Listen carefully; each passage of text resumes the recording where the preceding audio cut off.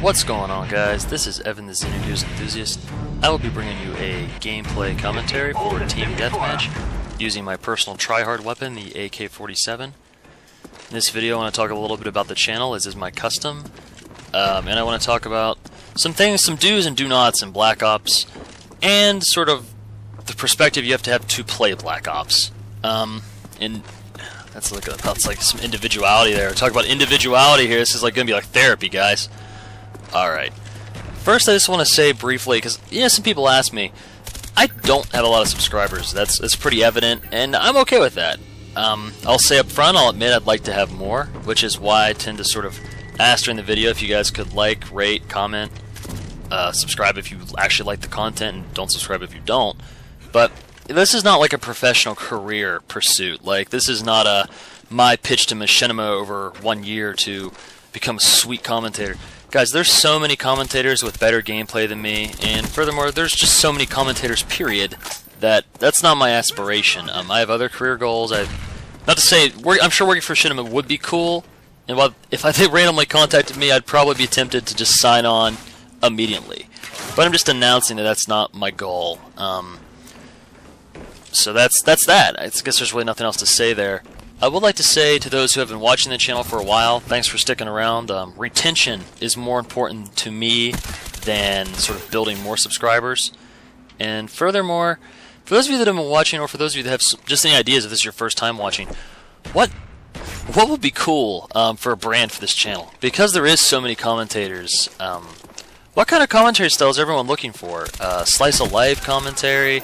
Like tutorial series? I know everyone has different tastes, and I know it's my channel, and I'll ultimately run it how I want. But I just want to ask, like, what would just be a cool little mini-series to do on this channel? I mean, I'm never just going to stick to one kind of commentary, like only use me Blade, for example, who knives only.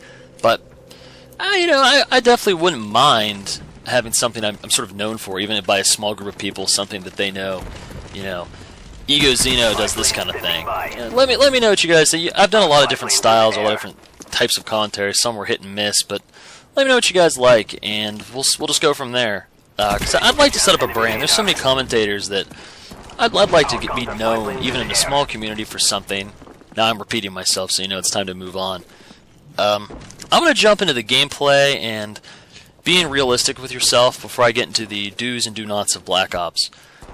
First things first, for any sort of how should I play Black Ops correctly, because a lot of people have been asking me, like, could you do a little more commentary on the gameplay, and I'd be glad to. That's actually one of the easiest kinds of commentary to do, because you're just talking about gameplay.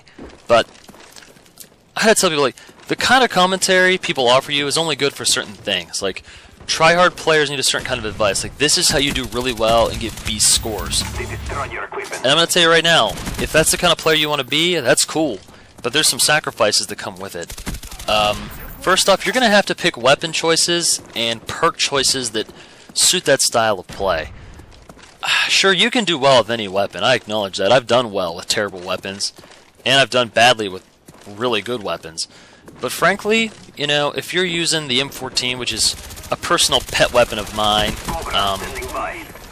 or what else is cool but bad? Or using like the MP5K or dual-wield Caparis, or not Caparis, sorry, dual-wield Scorpions. I have a lot of fun with those, but man, I have to say up front, like, they're bad. And I enjoy using them, but I know that if I'm trying to get beast scores consistently, I have to pick weapons that suit that. So I have to be rolling around with like the FAMAS, the AUG, the G11. Maybe that's a sign I'm a lousy player, that I have to use good weapons to win my fights. But guys, frankly, if my opponent has a better weapon than me, that means I have to be a good bit better than them to beat them in a gunfight, especially if they have the close range, I win every gunfight FAMAS, or the I can make easy long shots FAMAS. I'm trying not to harp on the weapon balance in this game, because it's off, to say the least. I don't think it's so bad the game's not fun, but it's off. So if getting beast scores is what makes you happy in this game, get ready to make some commitments. Like using the good weapons, using the good perks, like using Sleight of Hand Pro. That's the best second perk 90% of the time. Using Ghost is the best first perk 90% of the time. But I know that, moving past sort of the tryhard, I know the kind of player I am. I get bored if all I try to do is do extremely well with the best weapons. I mean, my KDR has suffered continually since I started using other weapons. My second or third prestige, once I realized how strong the FAMAS and the AUG were, I pretty much used them exclusively, and, I had almost a 3.0 KDR there for a while. I mean, now I'm down to 2.03, and it fluctuates up and down depending on what I'm doing, but, I understand that that's just not me. That's not who I want to be. And if you're looking to learn how to be like a beast player, this is probably not the channel for you. I mean, I can beast games, but I don't play on organized teams and stuff like that. I think you guys kind of get the idea. So, for me, what's cool to me is, like, I don't run Ghost because I need good scores. I run Ghost because I hate losing every gunfight ever. Well, how does Ghost stop that from happening? How does not having Ghost? Well, I actually play Mercenary. I like to play by myself or my close friends from school who don't really want to play, frankly. They're kind of over this game. They're kind of mad at it. They're mad at the weapon balance and the perk balance, so they don't play anymore. I still enjoy it. To that end, I can't count on my teammates not to go negative. And when you have teammates that are going to go negative, the opponents are going to have a lot of kill streaks. And since I'm already admitting that I don't use necessarily the best weapons all the time, I kind of run into players that have the weapon advantage, and they know exactly where I am on the map. I might be able to outplay one of those advantages, but I know who I am. I'm not a strong enough player to sort of outplay both those advantages.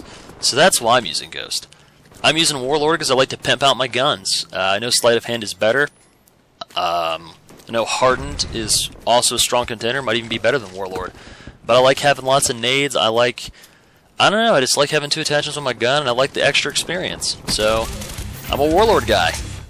And I know that I'm going to pay a sacrifice. My KDR, my almighty KDR is going to go down because of that. And I suggest early on when you play Call of Duty, decide early on if KDR is important to you or not. It's kind of bad to not give a flying crap about your KDR early in your Call of Duty experience and suddenly decide, my stats are important to me. Because if that happens, you're going to have a long road to build back up. And KDR doesn't actually necessarily reflect skill anyway. I think if you're new to the game, your KDR won't matter because you're going to take a lot of bad games learning how to play, probably.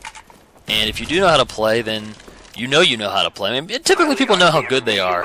And plus, the KDR is an unreliable measure of skill because most people dashboard. I mean, you'll find people out there with legitimate, like, 6 and 7 KDRs and crazy stuff like that. Some of them even commentate, so you might want to check them out. But, man, the dashboard system on Black Ops sort of ensures that you can protect your KDR now and forever if it's that important to you, so I don't know. Dashboarding just ruined the importance of the KDR to me. I try to maintain a 2.0 just so I know I'm a caliber of player I think people can watch in a commentary and respect. 2.0 might not even be enough. There's a lot of commentators, a lot better, a lot of KDRs, but I know who I am, and that's what I stick to. So I've talked a little bit about, like, recognize what's important to you, and if anyone kind of wants to discuss that with me, that's actually something I'd like to discuss, on the channel with people is, who are you? What do you want to be? What are your goals? And I can recommend class setups and demonstrations and stuff. So if anyone's into that, let me know. That's more of like a request thing now. Now with the last minute and a half of the video, let's talk about the do's and do nots of Call of Duty Black Ops. Okay, the do nots. Unless you are using an M16, an M14, a G11, a sniper rifle, weapons that are designed to camp, don't. Same with the LMGs. They're designed for you to hold down a high traffic area. And this is more of a team deathmatch strategy, I'll say it up front. If, your weapons aren't designed for that, don't. I mean, sure, camping will get you a cool KDR and some big streaks if you do it right, but the kill streaks in this game are not what they were in Modern Warfare 2. In Modern Warfare 2, you could sort of hard camp 2/3 of the match, build an enormous kill streak, and then get a B score at the end because the chopper gunner would get you 15 or 20 kills. In this game, because of the perk balance, there's so many people running Ghost, and furthermore, there's some people run Strelas, and the kill streaks are all weaker. The only that's really that great is a Blackbird, which is ironically the only kill streak that makes campers stop camping. So, don't camp to try to get good scores. Honestly, a better way to get a good score is to kill Ghost players, because Ghost players are the people trying to build these giant streaks, maybe 7 out of 10 times, and they use equipment to protect themselves. If you put Hacker on, you'll know where all the equipment is. Just slowly, methodically make your way to those locations like this. Don't destroy the equipment, that will alert them to your presence. This is how to get good scores and keep sort of the game interesting, sort of the rush element in the game. Move to place, try to keep your reflexes up, pick off people as you move to the Ghost campers and kill them. You'll break their streaks, you'll ruin their day. You get revenge on the ghost campers and the corner campers everyone hates, because they always put down equipment. And you know, the ghosts that don't probably won't get big streaks because they'll get shot in the back. So, you know, it really is win-win. That's how you beat ghosts, guys. Equipment hunting. Certified ghost hunting. Alright guys, thanks for watching, and thumbs up if you like.